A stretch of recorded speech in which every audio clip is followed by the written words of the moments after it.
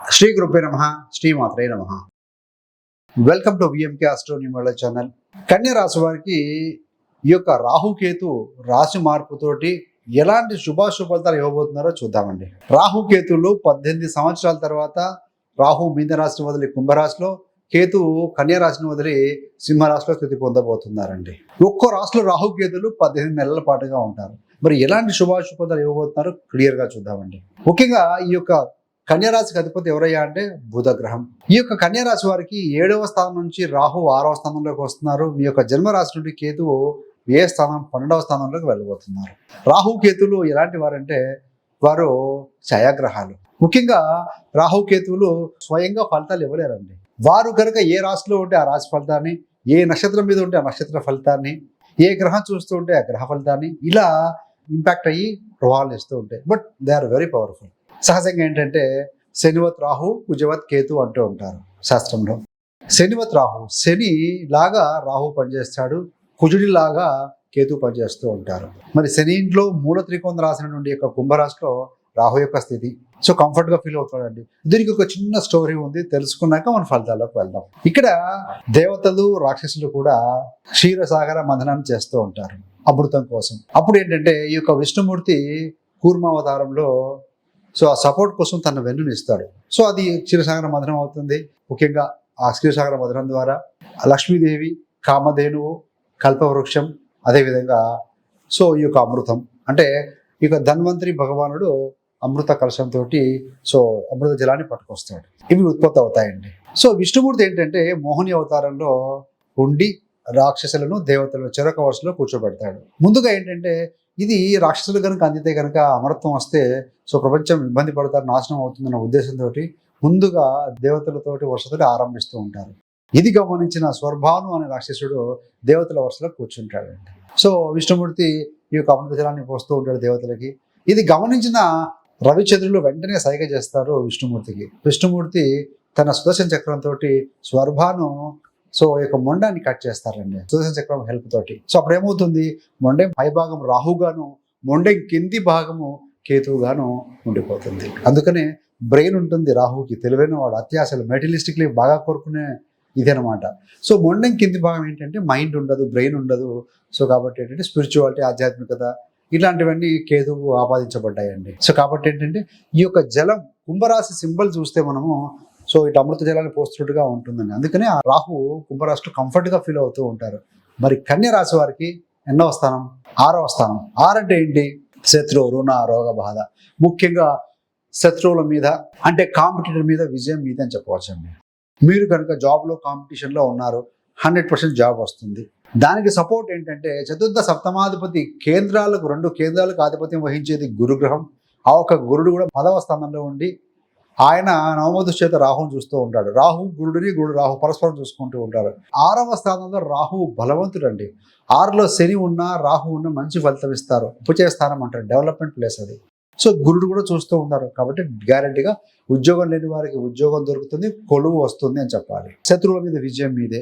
So technology ఉపయోగించి, రాహు అంటే technology first moving. So కాబట్టి విదేశాల్లో ఉన్నవారు టెక్నాలజీ ద్వారా బాగా డెవలప్ అవటం, ఆర్టిఫిషియల్ ఇంటెలిజెన్స్, రకరకాల టూల్స్ వాడుకోవడం, చాట్ జీపీటీ అంటారు, రకరకాల నోట్ వెళ్ళాం, వాటి మీరు చాలా ఉంటాయి కదా. సో ఆ టెక్నాలజీ ఉపయోగించుకొని తక్కువ సమయంలో ఎక్కువ అవుట్పుట్ తీసుకునే విధంగా వారి పని ఉంటుందండి. మరి రాహు యొక్క దృష్టి 2వ స్థానం మీద పడుతుంది, గురుడు యొక్క దృష్టి కూడా 2వ స్థానం మీద పడుతూ ఉంటుంది. డబ్బులు బాగా వస్తాయి, డబ్బులు బాగా సంపాదన పెరుగుతుంది కూడా. సో కాబట్టి దాన్ని ఆ డబ్బులని జాగ్రత్తగా మనం ఇన్వెస్ట్ చేసుకోవడం లాంటివి చేయాలి. 2వ స్థానం వాక్కు స్థానం కూడా. రాహు అంటే మాయ అని చెప్తూ ఉంటాం. మాయ మాటలు అని కాకుండా కొంచెం పాలిష్డ్గా ఉంటాయండి. సో గురుడు యొక్క దృష్టి ఉంది కాబట్టి, రాహు యొక్క దృష్టి 2వ స్థానం మీద ఉంది కాబట్టి సో మాయలాగా అనిపించినా సో ఎదురువాడిని కన్విన్స్ చేయగలుగుతారు. అదేవిధంగా మీ ధర రాబడి కూడా పెరుగుతుంది అని చెప్పాలి.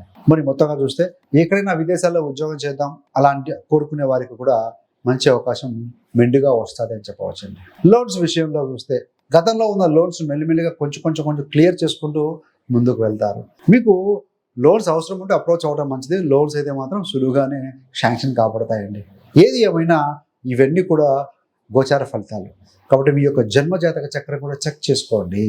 అందులో రాహు ఎలా ఉన్నారు, కేతు ఎలా ఉన్నారు, గురుడు బలం ఎలా ఉంది, లగ్నాధిపతి ఎలా ఉందో ఒకసారి చెక్ చేసుకున్న తర్వాత ఇవి కనుక మీకు ఆపాదించుకుంటే 100% సరిపోతాయండి. మరి రోగం హెల్త్ విషయంలో చూస్తే 6వ స్థానాధిపతి 7లో ఉన్నారు, 7వ అధిపతి 10లో ఉన్నారు, బాగానే ఉంది. శని యొక్క దృష్టి అనేది మీ యొక్క రాశి మీద, లగ్నం మీద, కన్యా రాశి కన్యా లగ్నం మీద పడుతూ ఉంటుంది కాబట్టి సో శని దృష్టి కామన్ కాదంటే లెథార్జిక్, పోస్ట్పోన్మెంట్, స్లోగా చేద్దాంలే, తొందర ఏముంది, ఇలాంటి ఆలోచనలు వస్తూ ఉంటాయి. గురుగ్రహం బాగుంది, ఉద్యోగ భాగస్థానం బాగుంది, వ్యాపార స్థానం బాగుంది. అలాంటప్పుడు ఏంటంటే మన గోల్స్కు, మన ఆలోచనలకి, టార్గెట్స్ తగినట్టుగా మనం కనుక ఫిజికల్గా స్ట్రాంగ్గా యాక్టివ్గా ఉండగలిగితే సో మనం ఇచ్చే సూచనలు, సందేశాలు ఏవైతే ఉంటాయో బాడీ కూడా యాక్టివ్గా ఉండి మనకు సపోర్ట్ చేస్తుంది. సో ఏం లేదు, సో రోజు నడక, ప్రాణాయామం, ధ్యానం లాంటివి చేయడం. ప్రొక్రాస్టినేషన్, పోస్ట్పోన్మెంట్ పక్కన పెట్టండి. టు డూ లిస్ట్ రాసుకోండి. రేపు చేయబోయే పనుల్లో ముందు రోజే ప్లాన్ ఆఫ్ యాక్షన్లో పెట్టుకోవడం. బిఫోర్ గోయింగ్ టు బెడ్ ఒక 5 నిమిషాలు వెచ్చించి అలా చేస్తూ ఉంటే డెఫినెట్గా బాగుంటుంది. కాబట్టి నో డౌట్ గురుడింట శని కూడా 5వ 6వ స్థానాధిపతి 7లో ఉన్నాడు కాబట్టి వివాహం కాని వారికి కూడా వివాహ సంబంధాలు దగ్గరగా రావడం, కుదరడం కూడా జరుగుతుంది. సో సహజంగా గురుడు కూడా శుభకార గ్రహమే. శుక్రుడు రాశి తుల మీద పడుతూ ఉంది కాబట్టి సో గోచారం రీత్యా కూడా వివాహం జరిగే అవకాశం కూడా చాలా అద్భుతంగా ఉంది. మరి కేతు ఫలితం ఏంటి? రాహు బాగానే ఇస్తున్నాను చెప్తున్నాను. కేతు ఎక్కడ ఉంటున్నారు అంటే కేతు ఏ స్థానంలో ఉంటున్నాడు? 12వ స్థానం మోక్ష స్థానం అంటాం. మరి మోక్షం వస్తుందా రాదా అంటే మీ యొక్క జన్మ జాతక చక్రం కూడా చెక్ చేసుకోవాలండి. శుక్రుడు రాహు జాతకంలో బలంగా ఉంటే మెటీరియలిస్టిక్ డిజైర్స్ ఎక్కువగా ఉంటాయి కాబట్టి మోక్షం ఎక్స్పెక్ట్ చేయడానికి అవకాశం లేదు. సరే, ఇక్కడ మీ కన్యా రాశి కన్యా లగ్నానికి వ్యయంలో ఉన్నారు కాబట్టి స్పిరిచువాలిటీ మీద కూడా ధ్యాస పెరుగుతుంది, ఆధ్యాత్మిక విషయాలందు ఆసక్తి పెరుగుతుంది, కొంత ఖర్చు కూడా వాటి గురించి చేస్తారు, పూజాది కార్యక్రమాల్లో పాల్పంచుకోవడం అనేది జరుగుతుంది. సో ముఖ్యంగా ఏంటంటే నిద్ర సమస్య కొంత తలెత్తే అవకాశం ఉందండి. స్లీపింగ్ డిజార్ కొంచెం వచ్చే అవకాశం ఉంది కాబట్టి so before going to bed 2 గంటల ముందుగా ఎలక్ట్రానిక్ గ్యాడ్జెట్స్, మెయిల్స్, ఇవన్నీ కూడా మొబైల్స్ లాంటివి కొంత సోషల్ మీడియా కొంత పక్కన పెట్టగలిగితే బాగుంటుంది.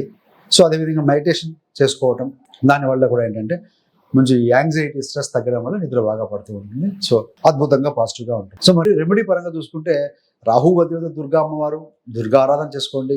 గురుడు కూడా ఈ యొక్క బుధ రాశిలో ఉన్నారు, విష్ణుమూర్తి ఆరాధన మంచి ఫలితం ఇస్తుంది.